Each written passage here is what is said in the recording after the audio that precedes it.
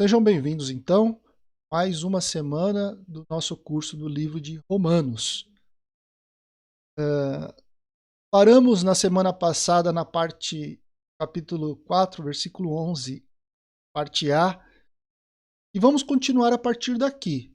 Mas antes de continuar, vamos ler o texto, capítulo 4, versículos 11 e 12, e aí nós vamos prosseguir aqui. Nós já lemos até o final deste capítulo, do capítulo 4, mas capítulo 4, versículos 11 e 12, somente para relembrarmos aqui de onde paramos.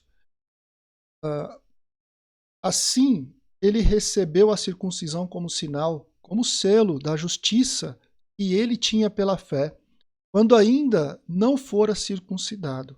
Portanto, ele é o pai de todos os que creem, sem terem sido circuncidados, a fim de que a justiça fosse creditada também a eles. E é igualmente o pai dos circuncisos, que não somente são circuncisos, mas também andam os passos da fé que teve nosso pai Abraão antes de passar pela circuncisão. Lembrando aqui que o apóstolo Paulo ele está provando aos seus leitores que é composto de crentes judeus e crentes gentios.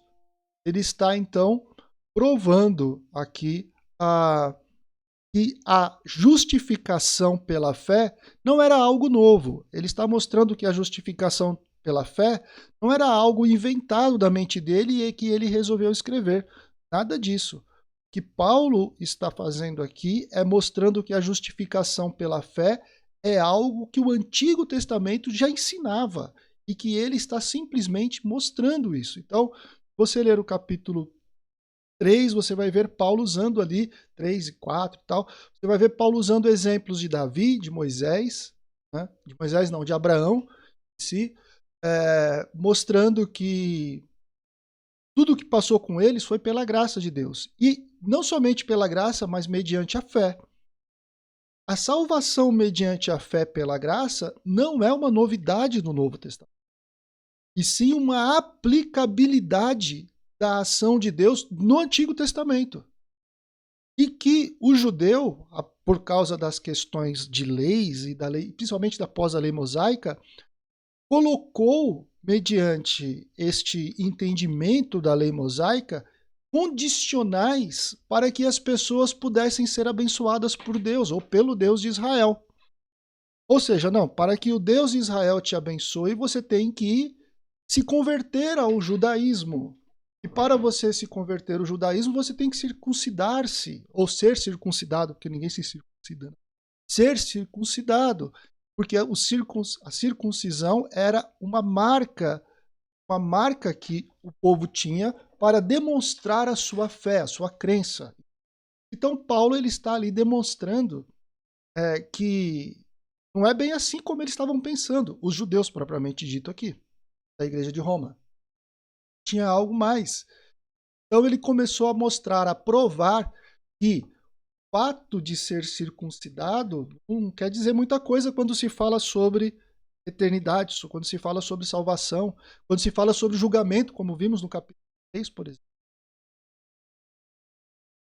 Então, esse Deus que tudo sabe e justificou Abraão antes mesmo de Abraão ter passado pelo selo da circuncisão, como eu disse para vocês, a circuncisão é um selo, sim, com o fim de que fosse pai, pai no sentido de representante de todos os gentios e não somente dos circuncidados.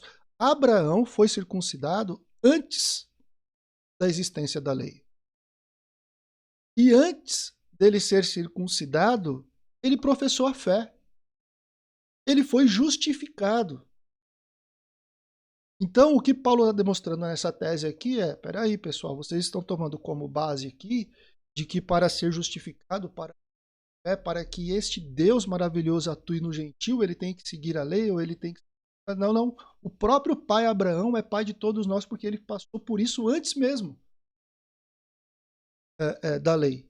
E, então, ele foi o primeiro, nosso representante na fé.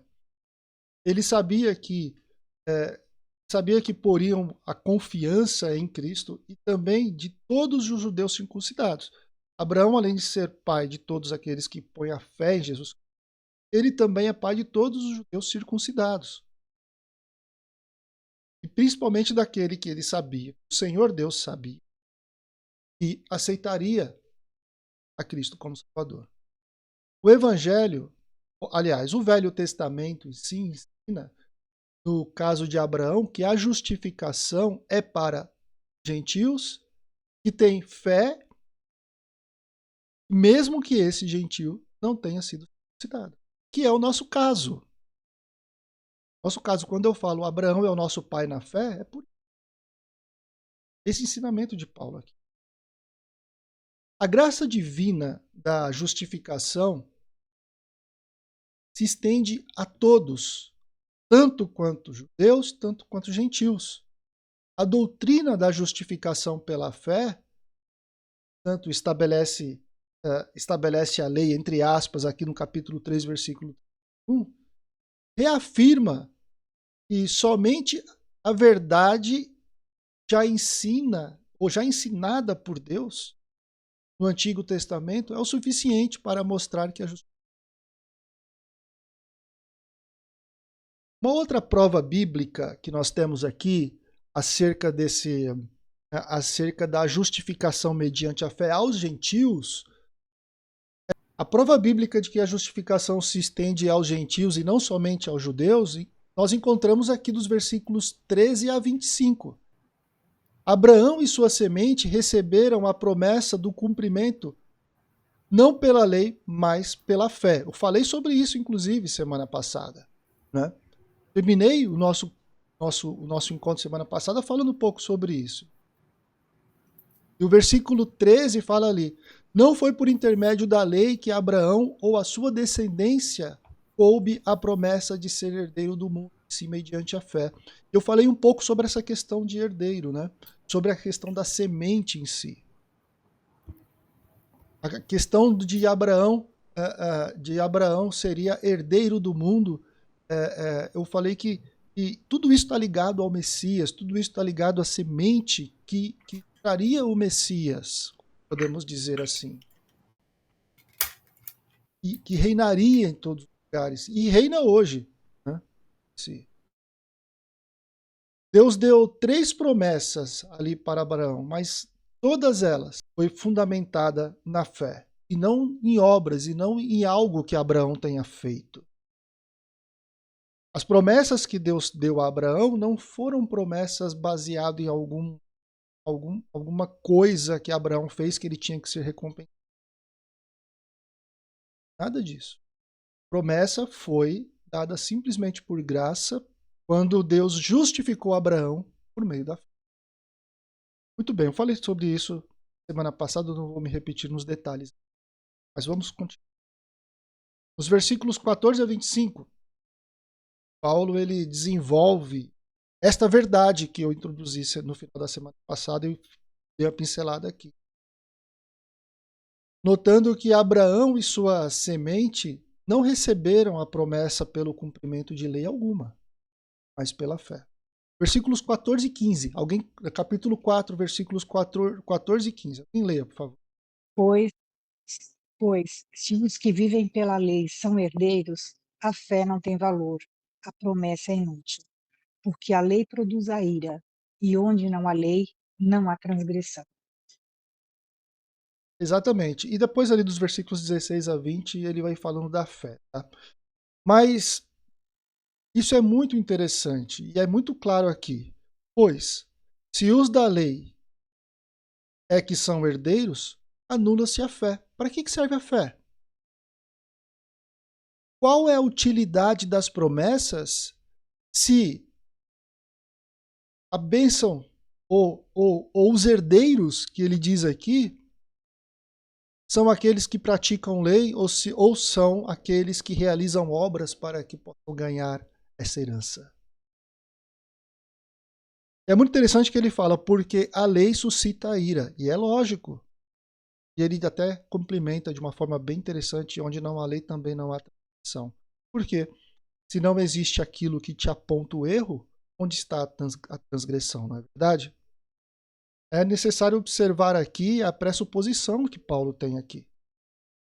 E quais seriam os resultados se as bênçãos de Deus, particularmente a justificação, fosse condicionada pelas obras?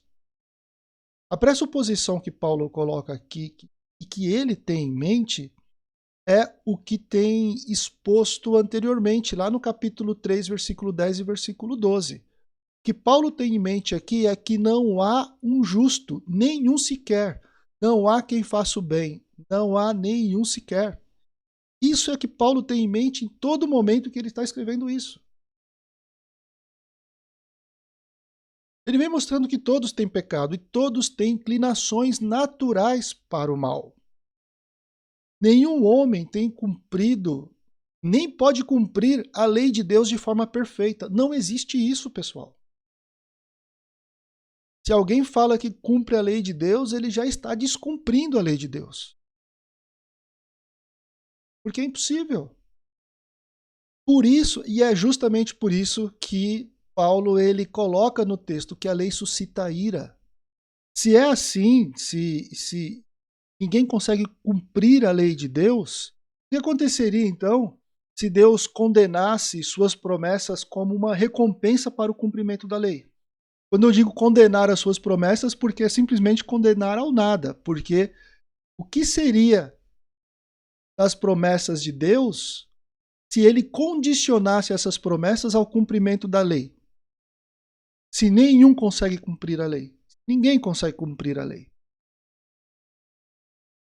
Ou seja, o que seria das promessas se elas estivessem condicionadas às minhas obras, que são os cumprimentos das leis? Pelo meu esforço, pela minha própria capacidade. Duas coisas poderiam acontecer aqui. Primeiro, a fé seria vã e a promessa seria anulada. Mais ou menos isso que Paulo diz no texto, né? Se o favor de Deus estivesse condicionado pelas boas obras, a fé não serviria de nada. E a fé não poderia ganhar o favor de Deus. E a promessa, logicamente, ela seria sim, nula. Porque o homem não cumpriria a lei de Deus. Não poderia cumprir as condições colocadas por Deus. Mas somente isso. Em segundo lugar, se o favor de Deus fosse condicionado ao cumprimento da lei, o homem ele ia simplesmente se colocar numa posição de castigo, de alguém que ia ser castigado. Porque ele não pode cumprir a lei. A lei suscita a ira, diz o texto. O homem não pode cumprir a lei. Então, se a justificação está condicionada ao cumprimento da lei, ele não ganharia justificação, ele ia ganhar a ira de Deus. Porque o descumprimento da lei é pecado aos olhos do Senhor. E é muito interessante que o Senhor coloca assim no texto. A razão é que, olha só, onde não há lei, também não há transgressão. Eu não conheço a lei. Se a pessoa não conhece a lei, ela não está transgredindo a lei. E se você ler anteriormente nos capítulos que nós estudamos, quando o gentio acha que não vai passar pelo julgamento porque ele não conhece a lei, Paulo quebra isso, hein, pessoal? Capítulos anteriores ele quebra isso. Ele fala, veja só, você que é gentil, a lei do Senhor está impressa em seu coração, então você será indesculpável também. Não é porque você não tem a lei de Deus escrita que foi deixada para você que você não vai ser julgado. Você será julgado. Ele falando para a humanidade ali, né? Gentil. Todos serão julgados porque a lei do Senhor está cravada e também o Senhor se revela na natureza. O pecador está em uma condição lamentável, porque a lei o levará ao castigo. E aí você para pensar, colocando lei, colocando transgressão da lei sendo pecado, e como é rigoroso o negócio, você fala, poxa, olha, é rigoroso mesmo seguir a lei. Mas pare um pouco para pensar nossa condição neotestamentária, pessoal. Para um pouco para pensar. Vamos pensar num episódio, eu gosto muito desse episódio, porque Jesus ele sintetizou de uma forma muito simples e objetiva tudo isso aqui. Quando perguntaram para ele sobre o olhar para a mulher, né, em si. O que é o adultério? O que é o adultério, Senhor, e tal, e tudo mais. Aí o Senhor Jesus falou assim, meu camarada, olha só, parafraseando aqui, tá, gente? Se você olhar para a mulher e desejar, ou olhar para o homem, né? Isso é aplicável para qualquer um dos gêneros aqui, ou olhar para o homem e desejar, você já adulterou. Olha o nível que o Senhor colocou no pecado. A régua de Deus é muito alta. A régua do Senhor é muito alta. É por isso que nós somos pecadores e carecemos da glória de Deus, porque a régua dele é alta. É por isso que a salvação é pela graça mediante a fé, porque a régua dele é muito alta. Não é por esforço nosso, não. Você fala assim, pastor, mas eu sou um homem ou uma mulher santa. Eu vivo na igreja. Viver na igreja não quer dizer que é santo. Tira isso também de vocês. Santidade está relacionado com relacionamento com Deus. É isso, santidade está relacionado com relacionamento com Deus. Mediante o seu relacionamento com Deus, o Espírito Santo te impulsiona a adorá-lo. E o Espírito Santo te impulsiona a ter comunhão. E é por isso que nós vamos para a igreja. E ir para a igreja é resultado de algo. Porque qualquer pessoa que vá por qualquer outro motivo que não seja adoração a Deus e comunhão com o próximo, está lá por motivos errados. É lógico que Paulo, então, olha para este homem, para o homem em seu estado presente de corrupção, de imoralidade moral, porque não tem como. E é impossível, ele olha assim e fala, é impossível cumprir a lei com perfeição. Nós, homens naturais, não temos, pessoas naturais, não temos como satisfazer Deus em sua perfeição. Agora, se a promessa de Deus, a bênção de Deus, fosse a recompensa pelas boas obras e o cumprimento perfeito da lei, olha, de nada serviria para nós ter fé. De nada teria valor que o Senhor tivesse feito todas as promessas que fez, se tudo fosse baseado em cumprimento de coisas que a gente tinha. Eu vou repetir essa frase. Nada que nós fazemos acrescenta um tio ou um iota em salvação. Nada que nós fazemos. Se não fosse pela graça, todos estariam perdidos. E se fosse por capacitação própria para pudéssemos ser justificados, iríamos sofrer o castigo eterno devido às nossas culpas. Porque a lei suscita a ira de Deus, não a minha nem a sua. E essa ira vem em cima de quem? Quem quebra a lei.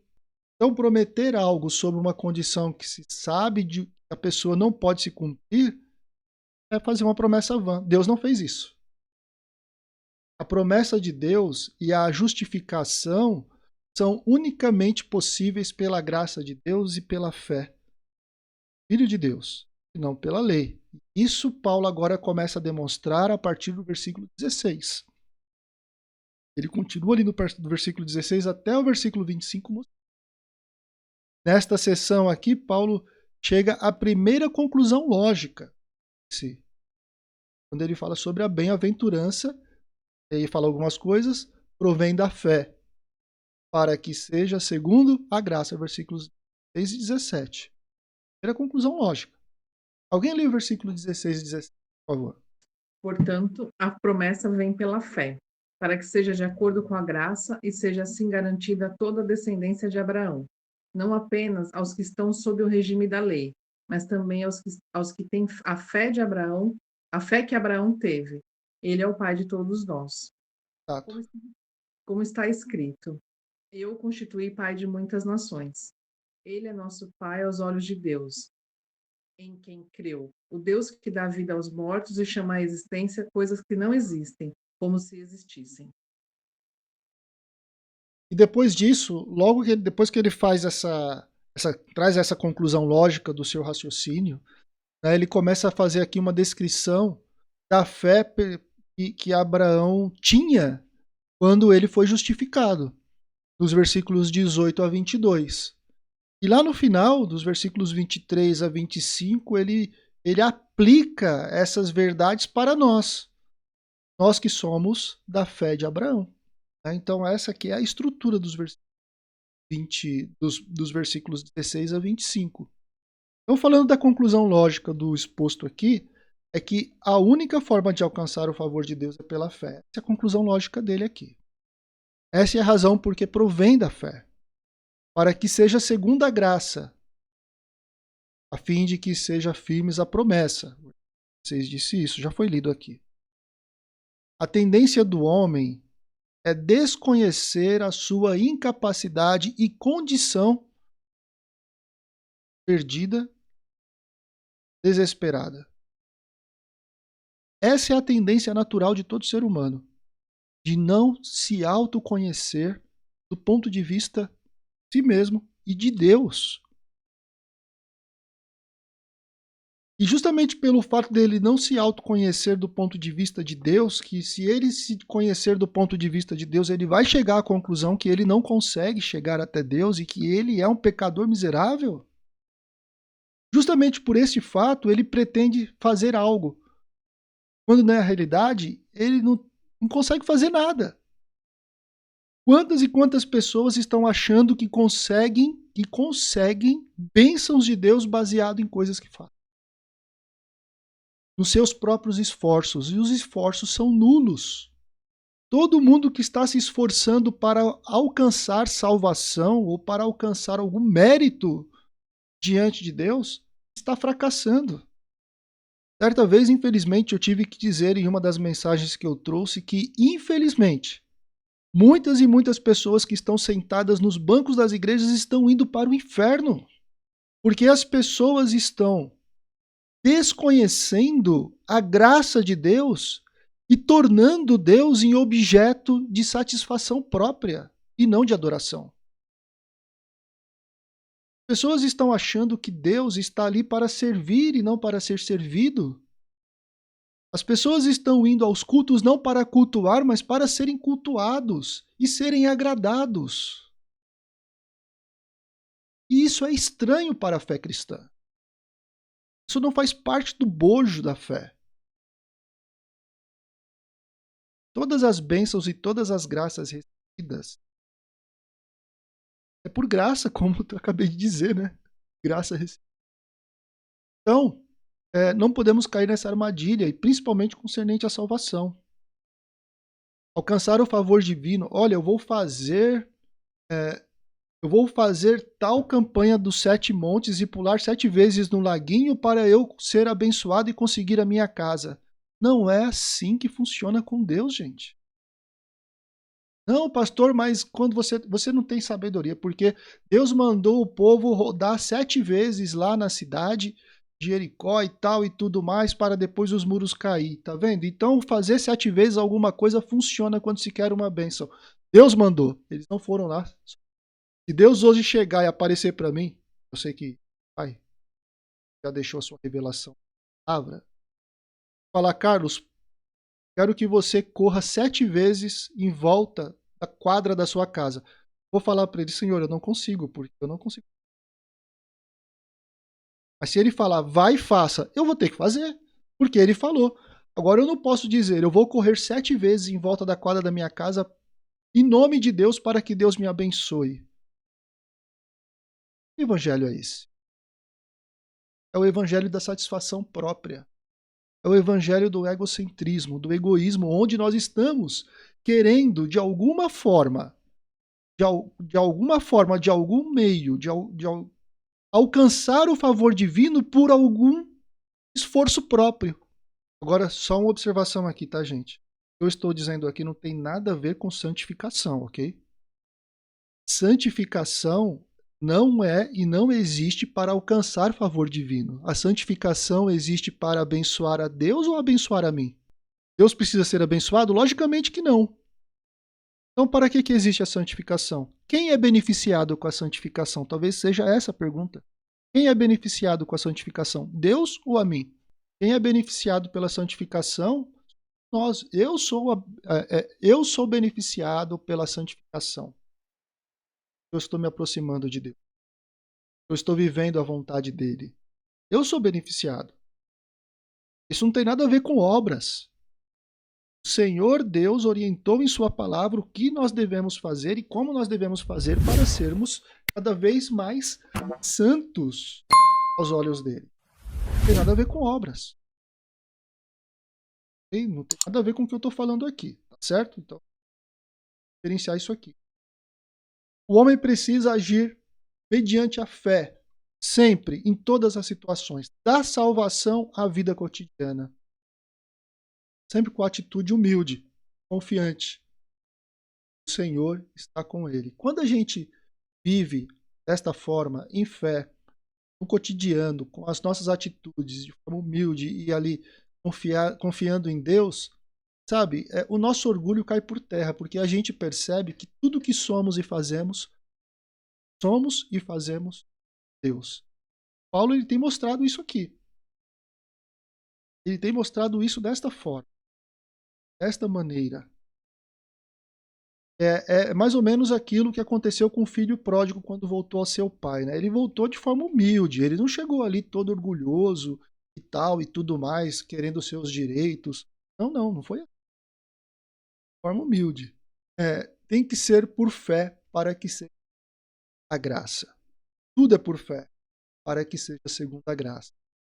A nossa vida, a nossa adoração, o meu trabalho, meu dia a dia, meu relacionamento familiar, namoro, minha vida conjugal, tudo tem que ser por fé para que seja da graça. E aí nós vivemos. Talvez tenha que existir, não sei se essa é a palavra aqui, a consciência, a própria insuficiência que nós temos como seres humanos e ter a consciência da grandeza de Deus como. Quando ensina Paulo, Abraão é pai não só dos judeus, mas também dos gentios. Capítulo 4, versículo 1. É pai de todos nós, diante de dizer e diante de Deus, né? Como prova disso, ele apresenta, por um lado, o fato de que Deus lhes disse: farei você por pai de muitas nações, ou por pai de muitas nações te constituirei, versículo. Por outro lado, o fato de que Abraão creu em Deus, naquele Deus que nós sabemos que os mortos, chama à existência coisas que não existem. Para dizer, naquele Deus que pode dar vida a corpos inanimados, a corpos já amortecidos, que era o caso de Abraão e de Sara. E pôde também chamar aquele que são que deu a origem àqueles que são da fé e aqueles de Deus. Alguém leia capítulo 9 de Romanos, versículos. Como ele diz em Oséias: chamarei meu povo a quem não é meu povo, e chamarei minha amada a quem não é minha amada. E acontecerá que no mesmo lugar em que se lhes declarou: vocês não são meu povo, eles serão chamados filhos do Deus vivo. Pois é. É muito interessante esse texto porque é uma profecia que está falando da gente, tá, pessoal? Falando dos gentios, que seriam povo, descendentes de Abraão, desses que seriam da fé. E recebe também a promessa. Quer dizer que essa semente é a semente da fé. E esses herdeiros são também herdeiros da fé. Gálatas capítulo 3, versículo 29. E, se sois de Cristo, também sois descendentes de Abraão e herdeiros segundo a promessa. Pronto, acabou. Não é? É exatamente isso. Paulo está ensinando isso para o povo de Roma, para os judeus que estão lá, para os gentios. Então, nos versículos 18 a 22, nós temos a descrição da fé e o resultado dessa fé, que é a justificação. Paulo apresenta como o modelo ou o exemplo supremo de fé que justifica. Ele fala, Abraão é o modelo. Primeiro nós encontramos uma síntese aqui da fé de Abraão, versículo 18. Abraão, esperando contra a esperança, creu, né? para vir a ser pai de muitas nações. Segundo lhe fora dito, assim será a sua descendência. Versículo 8 do capítulo. Esta é uma fé que não olha para obstáculos. Esta fé que Abraão está sendo exemplificada. Esta fé que Abraão está demonstrando aqui é a fé que crê no humanamente impossível. Transpassa todas as barreiras da lógica, podemos dizer assim. Baseado naquele que pode tudo, o Senhor. Esta foi a fé de Abraão, e o resultado é que ele veio a ser pai de muitas das nações. O resultado da sua fé foi o cumprimento da promessa que Deus fez a ele. E depois, nos versículos 19 a 21, nós temos uma aplicação do que ele disse no versículo 18. O original diz assim, o versículo lá no grego. E não sendo débil na fé, considerou seu corpo já morto, sendo já de 100 anos, falando de Abraão. E o amortecimento do ventre de Sara, mas não duvidou da promessa de Deus com desconfiança. Vocês entenderam por que esta fé que Abraão teve é uma fé que transpassa a lógica e o entendimento? É uma fé baseada no impossível, porque era impossível para Abraão, aos olhos de Abraão, segundo a lógica até mesmo do seu tempo, que um homem de 100 anos pudesse dar um filho a uma mulher e uma mulher estéril de 100 anos, ou a mulher estéril, né, também já idosa. Abraão ele não fechou os olhos para os fatos do cotidiano. Ele considerou seu corpo já adormecido. Aqui é morto, basicamente. O texto grego dá essa ideia que ele considerava o corpo morto para isso, para gerar, né? Por ter sido o ventre de Sara. Ele não procurou ignorar esses problemas, ele não procurou fechar os olhos para a realidade que estava passando. Eu disse, humanamente falando, era impossível que tudo isso acontecesse a essa altura da vida, já na velhice. Então, como morto, era impossível converter-se em pai depois de morto. Era mais ou menos essa ideia aqui. Né? Esse era o obstáculo intransponível aqui. Mas, não sendo fraco, não duvidou da promessa de Deus com Deus. Isso é fé. As realidades da vida faziam impossível que tivesse filho. As realidades, as coisas que estavam sendo vistas, a circunstância falava, é impossível você ter filho. Mas Deus tinha dito para ele, você será pai de nações. Para ele isso era o suficiente. Deus que pode tudo disse, então para ele era suficiente. Ele não foi incrédulo quando ele ouviu a promessa de Deus. Mas ele teve fé, se fortaleceu e deu glórias a Deus, estando plenamente convicto de que Deus era poderoso para cumprir o que ele prometeu. Alguém leia capítulo 4, versículo. E não duvidou da promessa de Deus por incredulidade, mas foi fortificado na fé, dando glória a Deus, e estando certíssimo de que o que ele tinha prometido também era poderoso para o fazer. Bem, esta é a classe de um tipo de fé que justifica. Não a aceitação cega de dogmas frios, igrejas, de religiões ou de seitas, seja lá o do que for, mas uma confiança esperançosa e final em um Deus que pode todas as coisas. Não as obras que nós podemos fazer, ou não a lei que eu tenho que seguir, não aquilo que eu acho que eu posso fazer para agradar ou para conseguir favor de Deus, não. Mas a fé que não. Não um coração orgulhoso, uma rebeldia desenfreada, nascida da natureza humana. que não se humilha diante de Deus e confessa os seus pecados, mas uma atitude mansa e humilde que confia no Pai que fez a promessa que pode todas as coisas. Então, a fé trouxe um resultado. Na fé veio o resultado. O resultado está no versículo 22. Eu vou ler aqui para você. Consequência, e como consequência, isso lhe foi também creditado como justiça.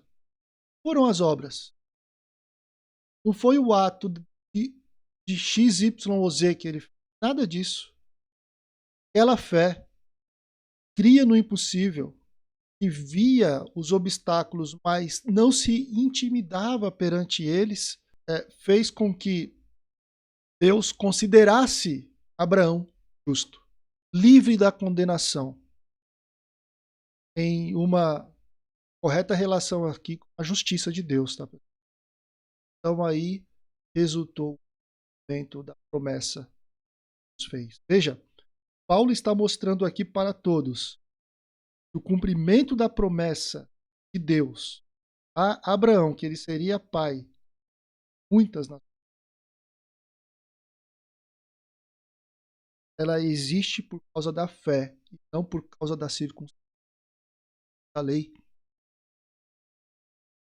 Algo semelhante deve acontecer comigo e com você, tá? A verdade da justificação pela fé que descobrimos no caso de Abraão também se aplica a mim e a você. Os versículos 23 a 25. As palavras lhe foi creditado, veja, as palavras lhe foi creditado, não foram escritas apenas para ele, Paulo está dizendo, mas também para nós. Nós, Paulo, nós, os irmãos da igreja de Roma que estão lendo essa carta, nós, igrejas hoje, nós que estamos aqui na aula hoje. Mas também para nós, a quem Deus creditará justiça, para nós que cremos naquele que ressuscitou dos mortos, a Jesus, nosso Senhor. Ele foi entregue à morte por nossos pecados, ressuscitado para a nossa salvação. A verdade da justificação pela fé que descobrimos neste caso é uma verdade que transpassa gerações. A fé de Abraão deve servir de modelo e exemplo para a nossa fé. A sua justificação essencialmente é igual a nossa. A justificação dele é essencialmente igual à minha e igual à sua. Ele foi justificado. E nisso nós realmente somos, entre aspas, aqui, seus filhos na fé. Nós também necessitamos ser fortalecidos pela fé. Nós também precisamos depositar nosso tudo naquele, no Senhor, que é poderoso para fazer tudo que tem prometido. Talvez você fale assim, poxa, mas como é possível que um Deus justo e santo absolva o réu como eu, só pela fé, sem que eu faça nada para merecer o seu favor? Como é possível que a salvação seja só por sua graça e que me alcance sem que eu faça nada? É a pergunta que muita gente faz. Talvez muitos aqui já fizeram. Para a mente humana isso é impossível. Para a mente humana isso é um grande obstáculo. Mas não para quem olha com os olhos da fé. Para aquele que olha com os olhos da fé não existem. A ressurreição do Senhor Jesus foi a assinatura, foi o selo, comprovação de que a nossa justificação está. Agora, falta apenas que esta salvação que está consumada seja aceita pelos homens. Seja reconhecida. Para que eles possam viver a nova vida. Possamos viver uma nova vida para que ele ressuscitou dos mortos para foi glorificado. Maravilhoso. E quando nós lemos esse texto final, ele foi entregue à morte por nossos pecados e ressuscitado para Paulo, ele simplesmente está fazendo toda essa ligação, esse ecossistema que ele está colocando aqui, Abraão antes da lei, colocando a lei, colocando a circuncisão, o povo judeu, o povo gentil. Ele está colocando tudo isso em um panorama e apontando este panorama todo para um centro. E este centro de tudo isso aqui que está acontecendo é Jesus. É aquele que foi entregue e ressuscitou dos mortos por nossos pecados. Abraão foi justificado, foi declarado justo por causa de Cristo. Mesmo Cristo ainda sendo uma promessa que haveria de vir por sua semente. Mas tudo está no centro. É Cristo. Então, Deus abençoe todos vocês. Excelente restante de semana.